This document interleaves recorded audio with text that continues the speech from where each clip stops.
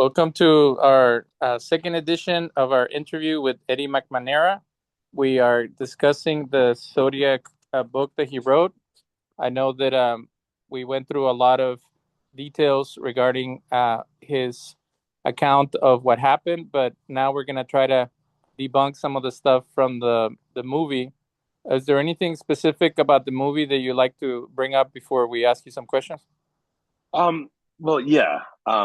The movie I think is as far as a film goes, it's a very entertaining film. I love the film. I think it's fantastic. I think Fincher is great. But you know, um, is the movie completely accurate to the facts of the case? It's not. It's a Hollywood film. It's not a work of nonfiction. It may be inspired by Robert Graysmith's book and some of the research that Fincher's team had done, but it's not a wholly, truthful film about a case. And that shows there's a few areas that the film does not address or does address that didn't happen in real life. So to get our bearings, we're gonna try to describe the individuals in the movie because it's really easy to get confused with all their names. Yeah. So we have Robert Grace Smith, who's was he a young lad when he was in the newspaper, like is depicted in the movie? Yeah, he was a young man. He was a cartoonist at the San Francisco Chronicle. He did political cartoon. Okay, so he's the main character, and then you have Paul Avery, which is kind of like his mentor or the guy that gives him a hard time, the older reporter that's played by Robert Downey Jr. Right. Was that accurate that it was someone who was always giving him a hard time? No, that's not accurate at all. They had no relationship when they worked at the newspaper, other than that they worked in the same building. Gray Smith has said, after Avery said after Gray Smith's book that he had never spoken to him when they worked at the Chronicle together. He had spoken to him after he had left the Chronicle, I think as Gray Smith was researching his book. So the entire relationship they have at the newspaper is not something that happened in real life. Okay, and then David Toshi in his picture, he looks like the host of a game show when Yeah. Mark Ruffalo looks like a nice guy and very soft spoken. How did all these Dirty Harry and other characters get based on this guy that doesn't look manly or threatening, and Ruffalo doesn't look like that either? Yeah, I think the interesting thing with Toski is he was a Korean War veteran. He was a combat veteran. He was by all accounts a very competent investigator and police officer. He was very good at what he did, but what he really excelled at was self promotion.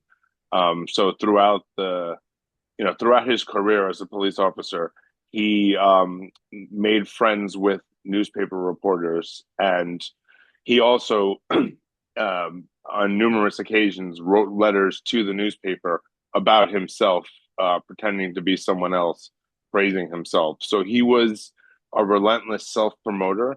And throughout the 1970s and 80s and a little bit in the 60s, he was in a subject of a lot of newspaper articles, and he was sort of a celebrity cop, which we don't have that anymore. I don't think we've had one in a very long time. I think Joe Arpaio, maybe 20 years ago, was something like that, but this guy was 10 times that. He was in the newspaper. There'd be all these wild stories about him cracking cases, and then letters from the public praising him by name, which was, something that didn't happen for any other officers. So it was a little bit strange. And it's briefly touched on in the movie about him writing fake letters to a columnist about himself, but they really gloss over it. And in real life, it was a major story. And I don't know if you remember in the movie, there's an actor that I got to meet at a horror movie festival, Lee Torek. He plays a police officer who's giving reports back and forth from a different district. Do you remember that character? Um, I don't think I do. Can you say a little more? So as I was watching the movie, you know how some of them are in San Francisco and some of them are Vallejo.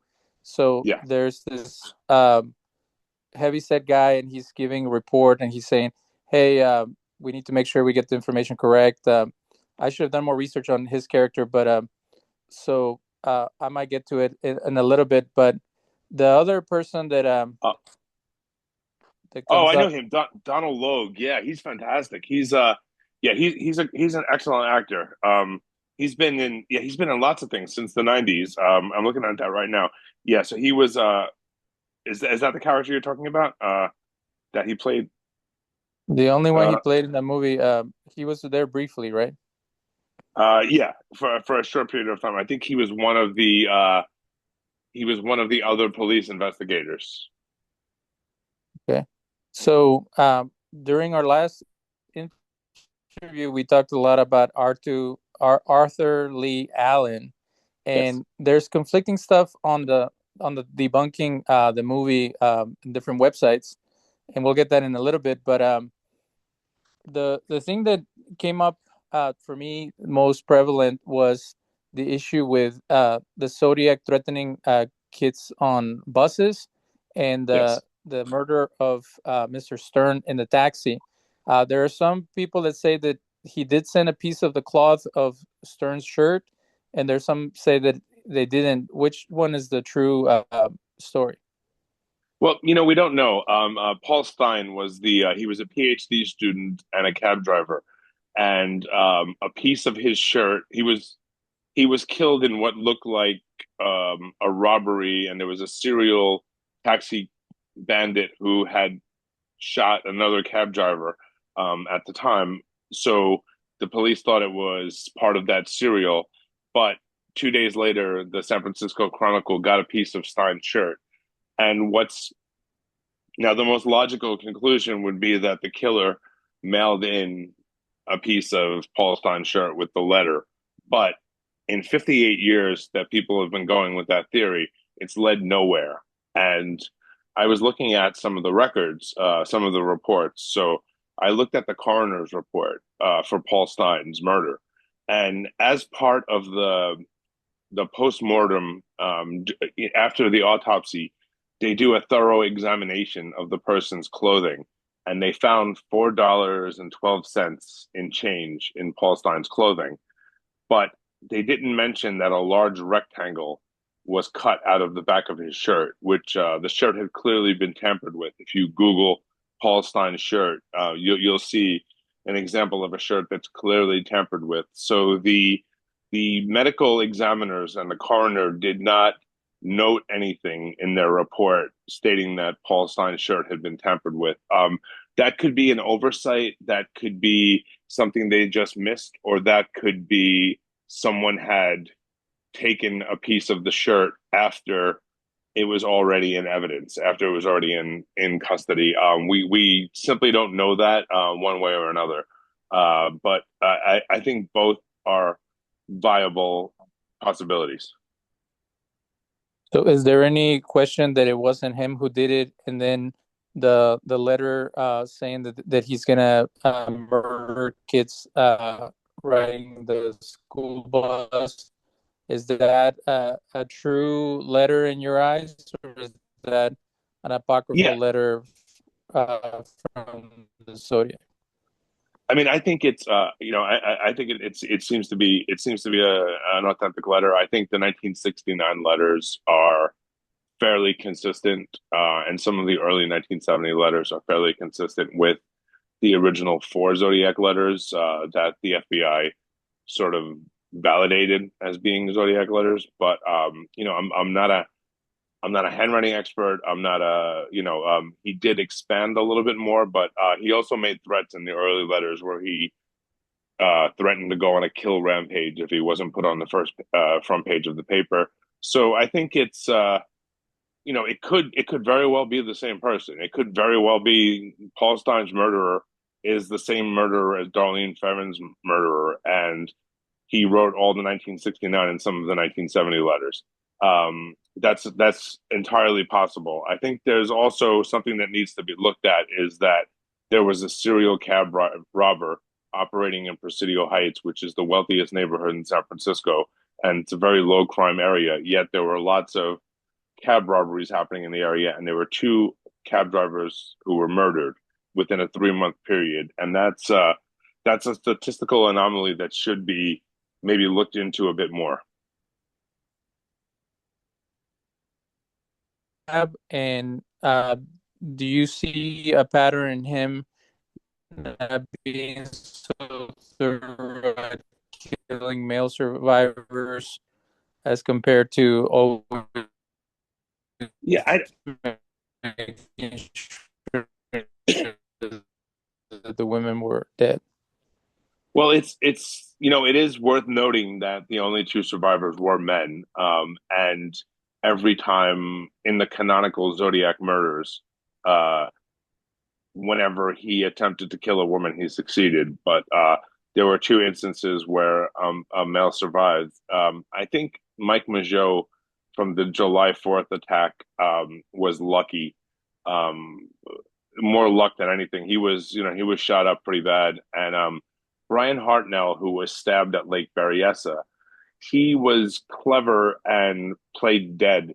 So he was stabbed multiple times, 5 times maybe, and he then played dead, and the killer went on to stab Cecilia, and I think that saved his life.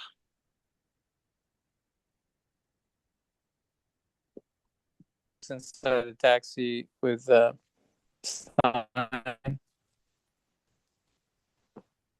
I'm sorry, your audio is breaking up. I can't hear you. sorry, in the movie they showed that he left his gloves in the car at Stein's taxi. Do you have any information about that? Yeah, they were very small gloves. They were very small gloves, and the thought at the time was that they must belong to a woman because they were I think they were like size 7.5, which is abnormally small for a man. And the the physical descriptions of the person believed to be Zodiac seemed larger than that.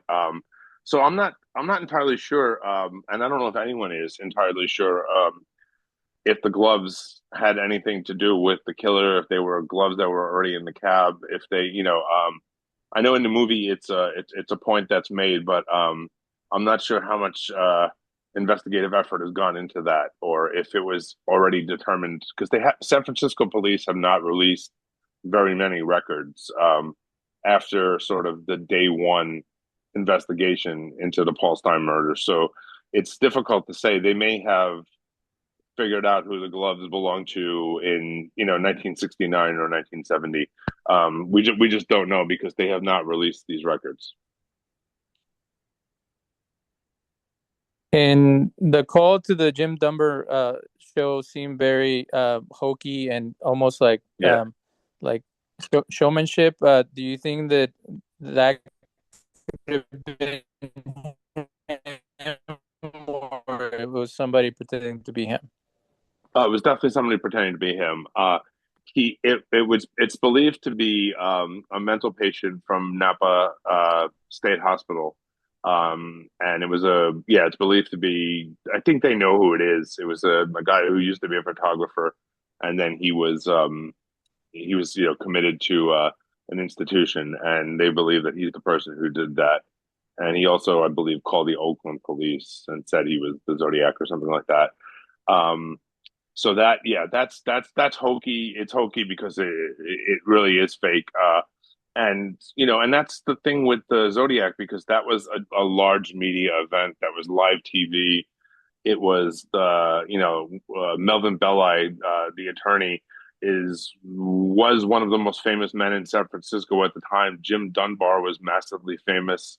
There were people on other channels telling people to switch over to the Jim Dunbar show to watch this drama unfold. So, like a lot of things in the Zodiac case, I think it added to the lore and legend, and it added to the character of the Zodiac without being authentic.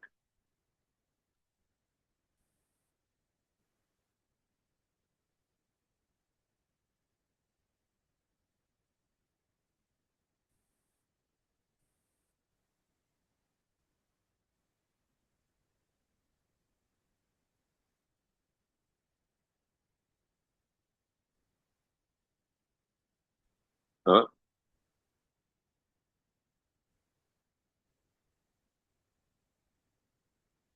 And then,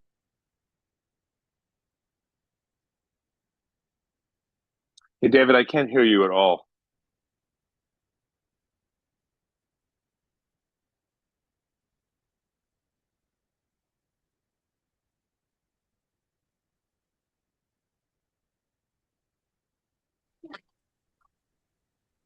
sorry, I lost Uh, you for a minute. Did you hear the uh, last thing? no, I didn't hear anything actually. Sorry. So, Alan's favorite book was the Hunt, the Great Game. Is that true? I don't know. He was an educated man. He was a reader. I don't, I know he had mentioned the most dangerous game. As to what his relationship with that was. It's sort of unknown. But again, in the years since, when people are pushing Arthur Lee Allen as a suspect, that comes up a lot. After he's been a suspect, the evidence is sort of retrofitted, or these connections are sort of retrofitted to make him look more suspicious. So that's something to be aware of. If I think someone was saying that when he was a teacher before he was fired for inappropriate relationships with his students, he used to talk about that book, and there's lots of talk of that, but that's after the fact, and that's after that's sort of been in the Zodiac lore. So I'm not sure. I think that's a lot of the accusations against Allen come from after things were published in the newspaper. Even from Don Cheney, from Ralph Spinelli, the people who the police were actually listening to, the informants, they were quoting things right out of the paper. They weren't necessarily giving very much new information about Allen. They were telling stories that were already told in the newspaper.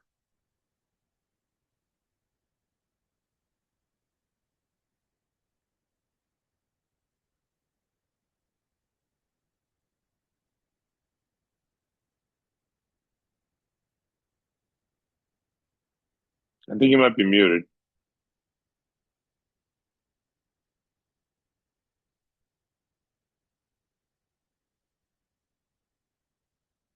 Him having had inappropriate relationship with his students makes him a possible suspect for me because he, if you see the pattern of like we were talking about last time, people that have no empathy, people that have narcissistic and psychotic tendencies, uh, would be capable of doing something like this, especially against couples and women.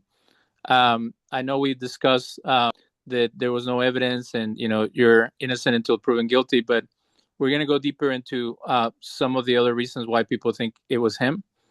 Sure. So, But I would like to speak um, about his. I would like to speak about the issue of he is a convicted pedophile. He was a child molester, and it's oftentimes rare, according to people who are profilers and the FBI behavioral science unit. It's not necessarily um, because he committed horrible sex crimes against children. That doesn't necessarily translate into someone who commits violence against adults.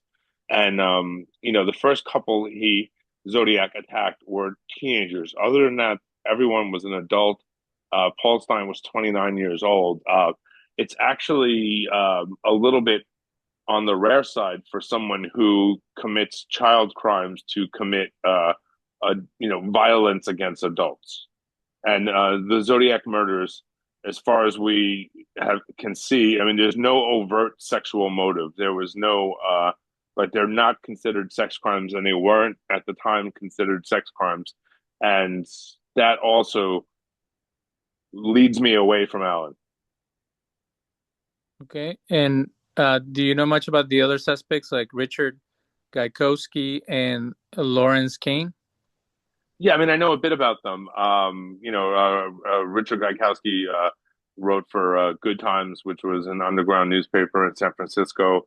He lived, he lived in the city of San Francisco. He had a voice, and I think something um, interesting about the Zodiac letters. I think the Zodiac letters really show someone who wants to be heard, someone who sort of needs to have his voice heard and have his message heard.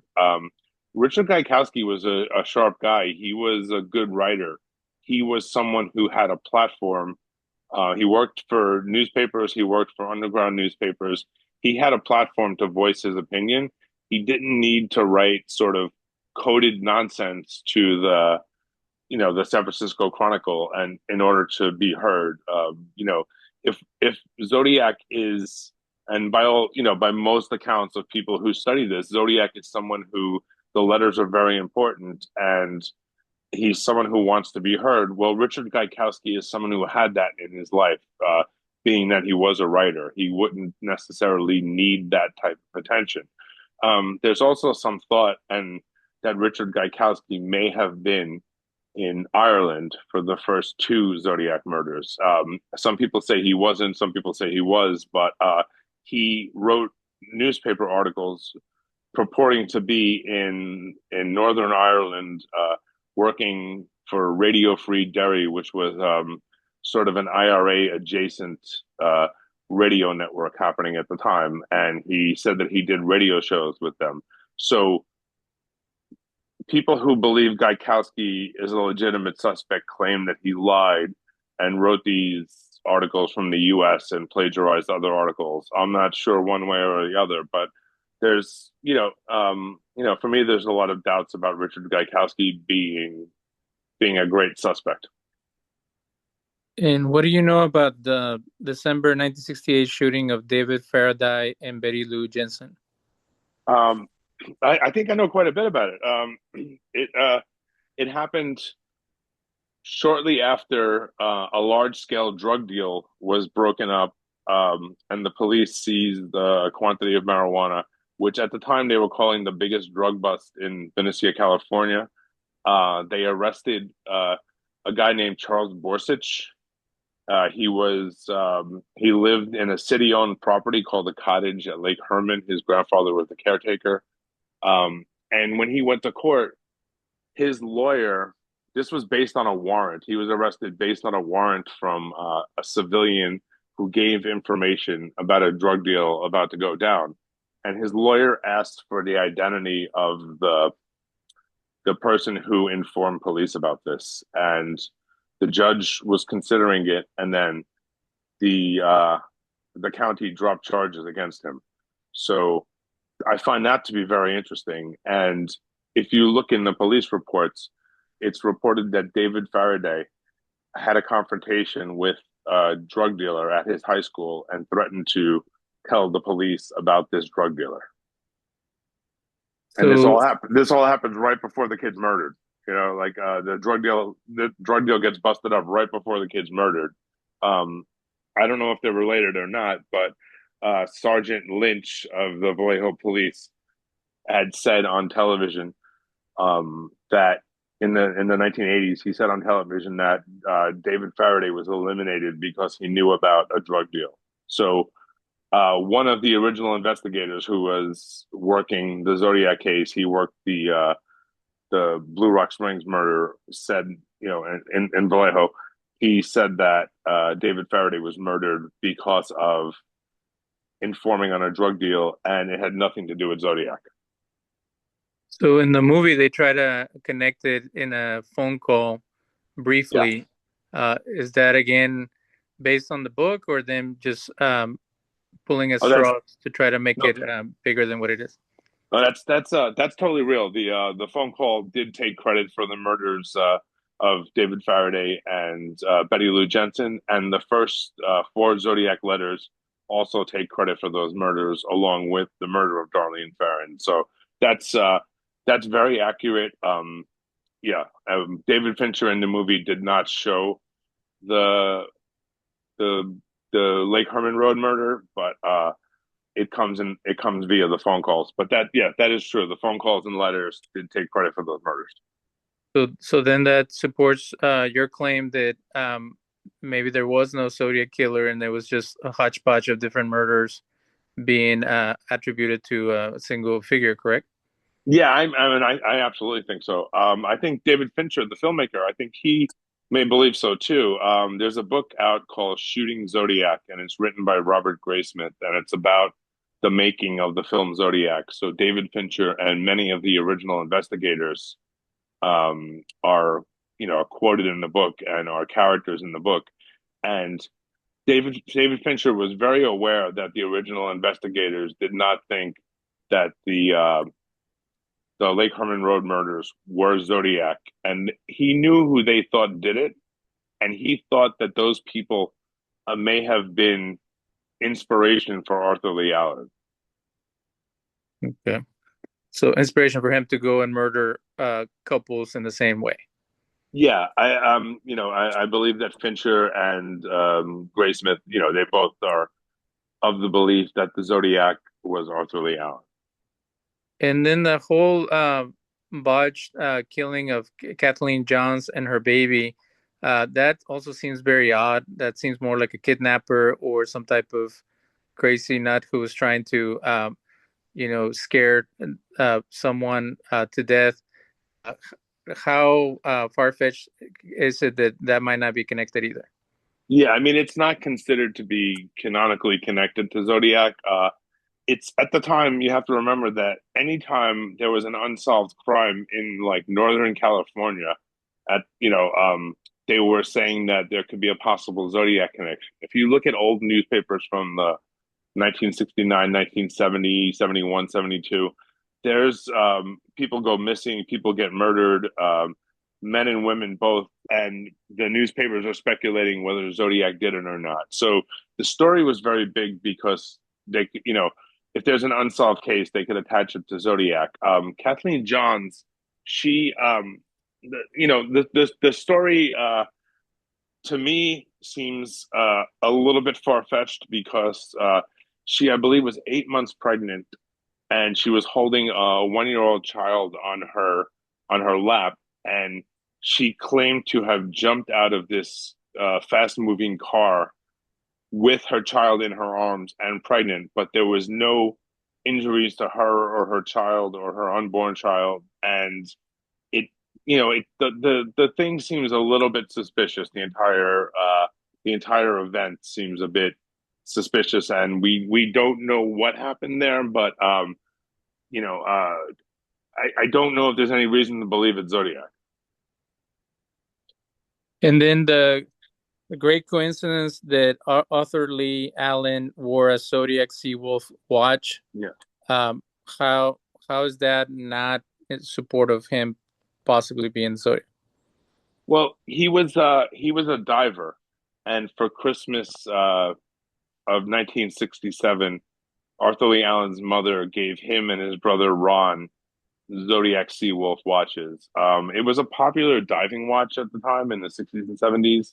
Uh, I mean, it's quite possible that that Zodiac or Arthur Lee Allen or whoever drew inspiration because the logo is the similar logo. It's almost the cross with the circled cross. It's possible that the inspiration was from the Zodiac watch, but it was a popular watch at the time. It wasn't, it was almost like a mass market watch, and especially among divers. So it's not like a rare item that he had some type of rare thing with an attachment to Zodiac, but it's certainly something worth looking into. And I'm sure when the police were sitting down with him, interviewing him, and they saw the watch with the symbol, I'm sure they thought this must be the guy.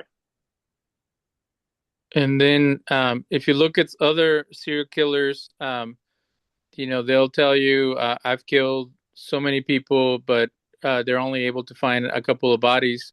So according to some of the research I found, is that 37 people were the total amount of people that he claimed to had killed, but only five confirmed kills.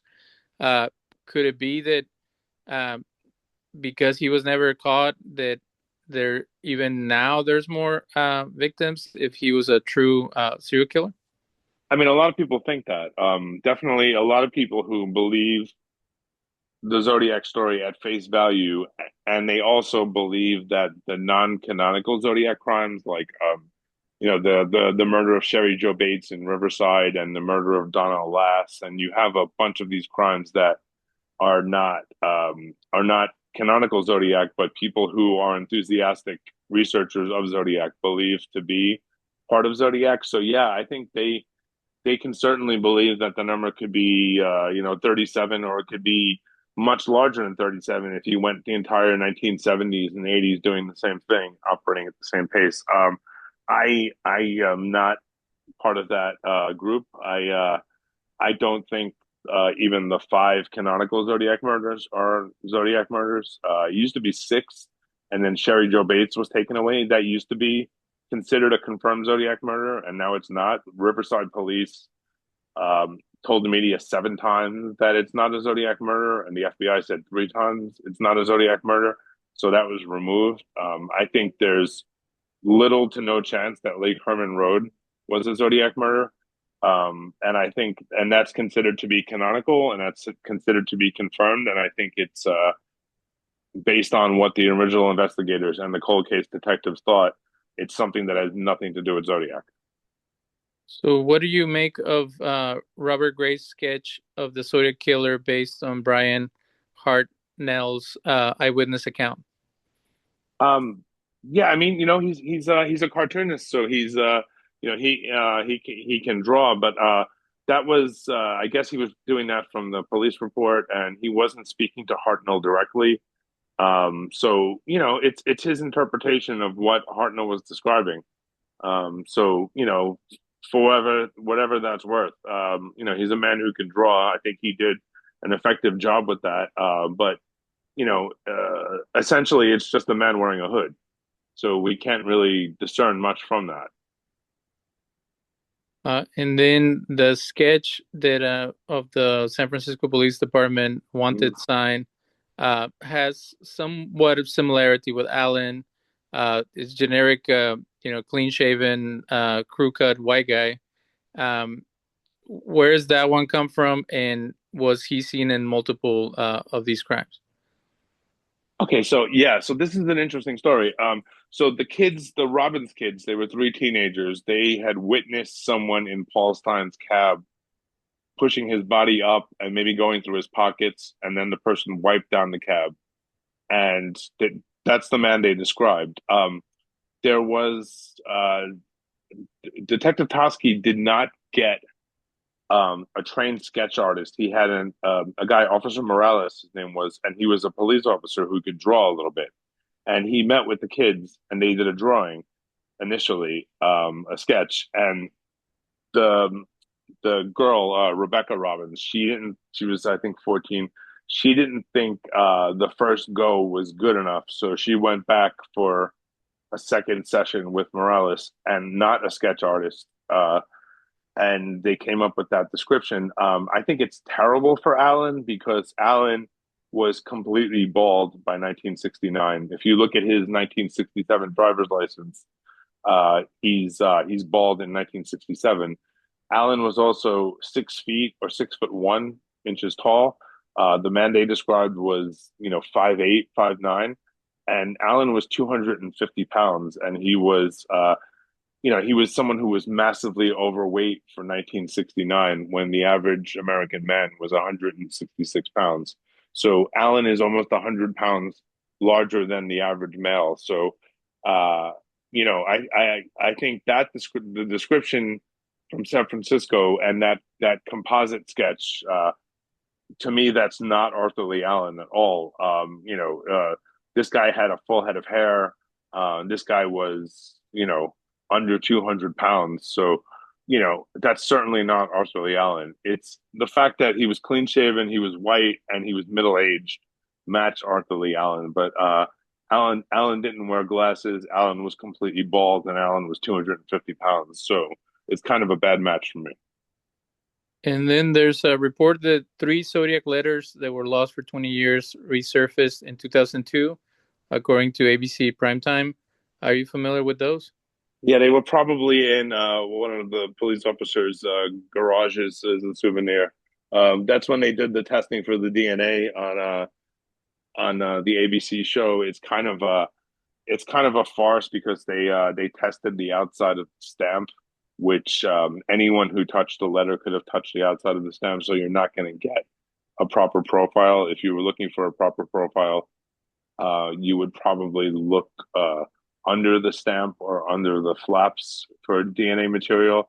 And there's a there's a memo, and you can go to zodiackiller.com and look for it. It's a San Francisco Police Department DNA report, and it tells you what DNA was on what letters. I think Tom Voigt, he got this from Lieutenant Bruton from San Francisco Police in about 1999 or 2000. And there's not a lot of good DNA samples on the Zodiac letters. There was, I believe, on the 1974 Exorcist letter and on the 1978, the fake letter, the on back letter. Um, there was good DNA samples on those, but some of the earlier letters didn't have that, which led people to believe that the Zodiac may have, well, he didn't lick the stamps and he didn't lick the envelope, and he probably wore gloves. And then, do you know anything about Rick Marshall, the movie guy that was into the movie The Red Phantom, and then one of the letters calls the Zodiac the Red Phantom as he signs off? Yeah, I mean, I know Rick Marshall was, I know the quote from the movie that, like, what is it, like the Rick Marshalls of the world will suck you dry or something like that. It was another name floating around as a Zodiac suspect. I don't necessarily know why. I think it could have been information from a caller. Lawrence Kane, you brought up before, was another suspect. Lawrence Kane had a very heavy Brooklyn accent, and none of the people who spoke to the Zodiac on the phone or at Lake Berryessa, Brian Hartnell, survived. Nobody said that the guy had a very heavy New York accent. So, that sort of loses Lawrence Kane for me. Rick Marshall, I don't know as much about him. I don't have any reason to believe he is or isn't a good suspect. I don't know enough about him. They were saying that his writing from the posters that he would make was similar, um, but again, without having an expert on it. Have you heard of the other movie, The Zodiac? It came out in 2005, and it's different people in 1968 trying to find the killer. I watched about 10 minutes of it, and I turned it off. I am aware of it. I think it's on YouTube for free. Yeah, I started it, but I didn't get far into it. I think it seems to be a fictionalized account, and I I that's not what I was looking for when I was watching the film. So I stopped watching it. Yeah, it's a smaller scale, and they don't really describe the killer specifically. They have him more like he's hunting them as they're trying to find out, and he lives in a trailer. So I think they just hint at what the other movie went deeper into. Yeah, Uh, I mean the Fincher movie, the 2007 movie, they really there was a tremendous effort made to make that film. Fincher had hired researchers, and the people who survived, Mike Mageau and Brian Hartnell, both said that the reenactments of their attacks were very accurate, and it was probably very disturbing for them to see that. But they both said that they were very accurate. So it's a different type of film. There's also the 1971 Zodiac film that someone was trying to catch the killer, and they made the film thinking that the killer would come to see the film when they showed it in San Francisco. You know, that's a that's a that's a wild one too. It's another fictionalized account of the Zodiac story. and it's more of an exploitation. Yes. And they make it more ritualistic, right? Like they have the guy, he almost looks like a mason, and he's going around uh, catching people. Um, what has been your experience speaking on the subject around the country, and as your book has been released? It's been a really good experience. It's I get a few emails every day from people who read the book, and they want to talk about the case, and they're very interested in certain aspects of the case. I I made a list of all the articles I referenced in the book. So I did I did a citation. So it's about there's 120 articles I reference, and I think there's probably 30 more other media I reference. So it enables people to look at the things I was looking at for and then they want to talk about that. People are very engaged in that. But there's also people who dislike it and who dislike the work I'm doing because they are very attached to the traditional Zodiac story. And it maybe they felt some kind of way when they first saw the film or when they first, read the book or saw the newspaper headlines, and they're very attached to this. So it's almost like it's taking away their special interest by saying that it's fake. And I understand why they're upset.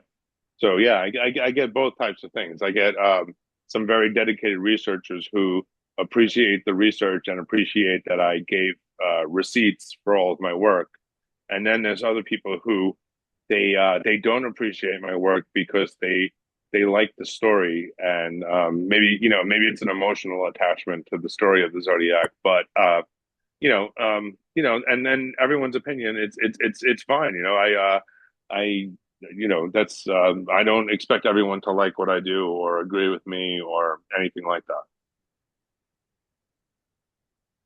And as we talked in the last interview about, people do murder tours and they Yeah. use it as a entertainment or touristy thing.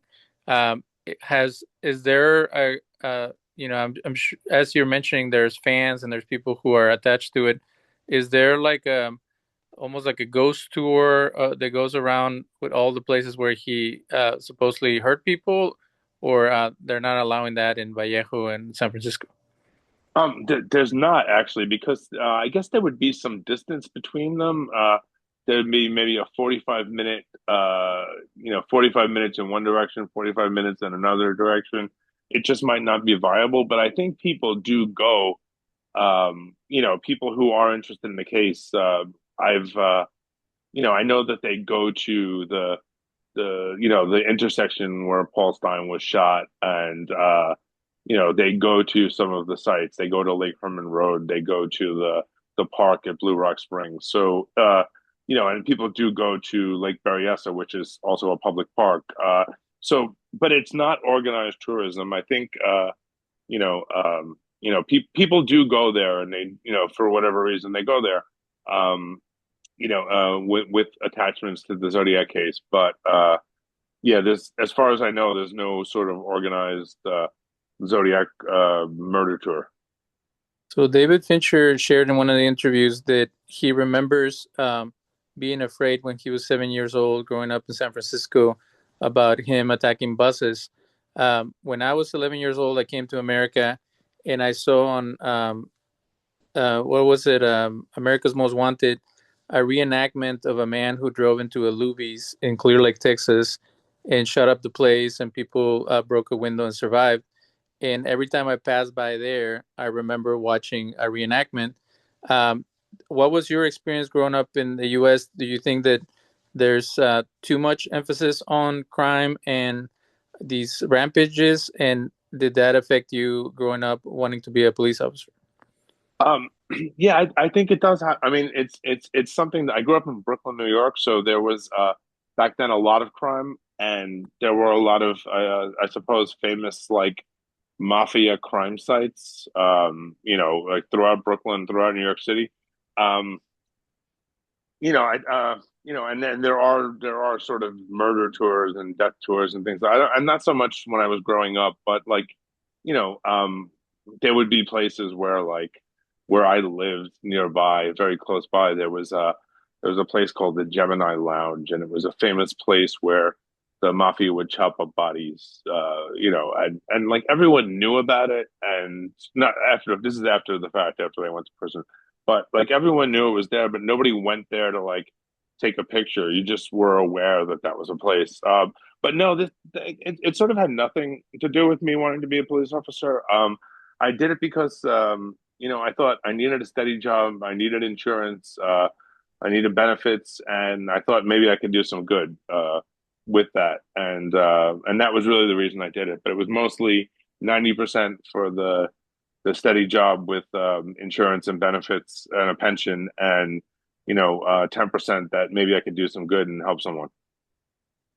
One of the shows that we are broadcasting after your two-part interview is with Jamie Crawford, who is a journalist that has been looking into the Epstein case and some of the clubs that were connected to kind of masochist and abuse of women and things like that.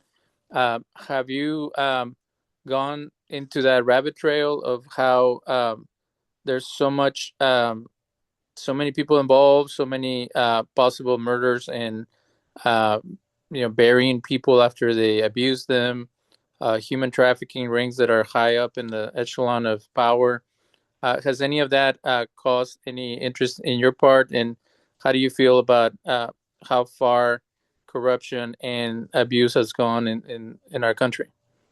Well, I mean, I think it's something that you can't avoid, right? It's something that we hear about a lot in general media. So even if I wasn't looking into it, just being a person who's conscious and you know you hear about human trafficking, you hear about specific incidents like the Epstein files. You know, that stuff is you know sort of spoken about and has been spoken about more.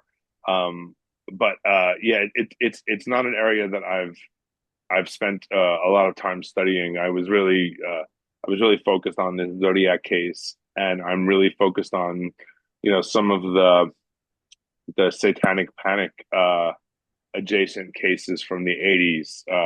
That's an area of interest for me too. But yeah, I mean, it's like it's human trafficking is a very real thing. Human trafficking is a real horror that we as a society have to sort of deal with in a better way, and it seems to go all the way to the top of the upper echelons of our society. So, I don't know if anything's ever going to be done about these cases, but yeah, it's a very real and very tragic thing. I hate to take more of your time, but I'm really interested in your take on the satanic panic because there's a new satanic panic connected to the Epstein cases, and there was some very funky, weird, magical stuff that he was doing. But what cases in particular have you looked into? And I know there was one in San Antonio where three women who were lesbians were accused of Satanism by the father of one of their children, and then they were mistreated and put in jail for a long time. Have you looked into the case where the three boys that they found another boy dead, and then they hunted them down for like years and try to make a huge, that whole ritual abuse stuff? Oh, the is this the West Memphis Three? Yeah. Yeah, yeah, that's obviously that's a a large something I'm very interested in. I was when I was a teenager, I was into heavy metal, and they were three heavy metal fans who were sort of outcasts in the town they lived in, and were three young boys were murdered, and people local people assumed it was, and police they did a terrible investigation. They assumed that it was these three guys who lived there. And they went to prison. One was on death row. They took something, I think maybe 15 years ago, close to 15 years ago, they took something called an Alford plea, where they would plead guilty to the charges, but they would be let out of prison. Um, so it's there's DNA testing to be done, and it may be moving forward in that case. So I'm still following that. But what I have not found in my research is any actual cases linked to a satanic cult or satanic ritual abuse. Everything has that I've come across in my research has been accusations by someone else, and um, I haven't found the legitimate source of this. I know there were some there was a book called Jay's Journal that came out in the late 1970s about a boy who got into the occult and witchcraft in Utah. He was a Mormon, and he then commits suicide. And then a bunch of books came out following the success of that, about sort of teenagers being wooed by Satanism. I think in Jay's Journal, he communed with the demon, and there was maybe a 5 to 10 year stretch of sensationalist media stories that were happening right around the publication of this book until maybe the late 1980s. And I haven't found one that was legitimate yet. Well, someone that follows religious abuse and cults and trends within spiritual communities, I can see that in the 80s there was a lot of backlash against modern culture, and they were trying to have like a witch hunt against Yeah, like what's happening, rock music and things like that. So it is a panic and paranoia, and there's a lot of it happening now. And it's sad to see that people are so easy to accuse and hate other people who are different or who are pursuing different lifestyles. Have you seen the impact of the media? A lot of Geraldo Rivera, and uh, it seemed like half of them were actors or people who were yeah, trying to promote the Church of Satan or something like that. But my friend even found a children's book that talked about ritual abuse and how to spot it. And it just seems very disgusting that they would use their children to promote anti-Satanism, and then all that.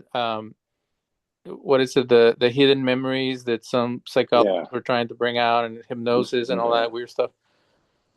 It's every one of the original accounts when this first started becoming a phenomenon in the early 1980s were adults talking about being ritually abused when they were children. So it was an adult talking about something that happened 20 years earlier, and it was from hypnosis and repressed memory therapy and regression therapy and these things that have been completely discounted now, that are junk science or parlor tricks.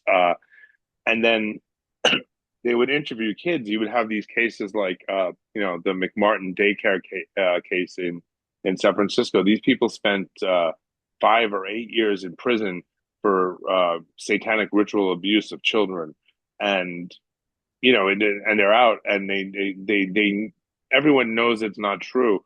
The prosecutor knows it's not true. Witnesses said they were coerced. If like it was the way that these therapists and psychologists and prosecutors were getting the information from the kids that was completely, um, you know, Unethical. that's the word I was looking for. Completely unethical to get what they wanted. And if a kid said they weren't abused or didn't have some wild tale, then they would say that this kid is suppressing their memory. And they would only focus on the children who were giving them what they wanted, which was a sensational story about teachers making them drink blood and eat feces and be involved in, cannibalism and, all of these things that were happening supposedly in the suburbs of the United States. And yeah, I think it's something that's really upsetting. And there are other people who spent even longer in prison. And the state had finally, after 17 years of being in prison, said that they got it wrong. So it's lives were definitely ruined. Not just reputations, but people were, had done long jail and prison sentences for something that was completely made up by unethical therapists and overambitious prosecutors. Well, and to finish off, I would like to invite you that maybe one day you and I can do a book about that, including the latest stuff from the Epstein files, because there is an allegation that was sent to the FBI that Henry Kissinger, George Bush Sr., and a couple other people, they were raping a baby and then eating it, and the feces and this and that. And then a lot of the skeptics have found that the guy was a nut job who would just Right. go and make accusations. but all the super conspiratorial, anti-Semitic, and government haters have run with it, and now they're saying that there's cannibals everywhere and that Yeah. all the Yeah. victims. And what I hate about conspiracy theories is that it muddies the water and it takes Yes. away the focus from the real crimes that are happening. Yes. Yes. I couldn't agree with you more. And I would love to interview you about some of the satanic kind of things. Maybe in a few months when I get my when I get my stuff together, I would love to link up with you and interview you and share some information. Awesome. Well, thank you so much again for all Thank the you. time you spend describing all this. For people who want to know more, we talked about finding your resources either online or at a library.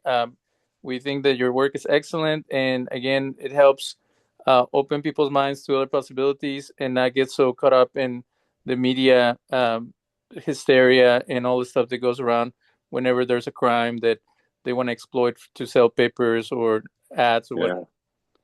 Yeah, I appreciate you having me, and yeah, I hope people check it out and engage with the information. And I do. If someone wants to message me, please feel free. I do like to talk about this stuff and interact with people who are interested. Thank you so much. Thank you. Have a great night. Take care.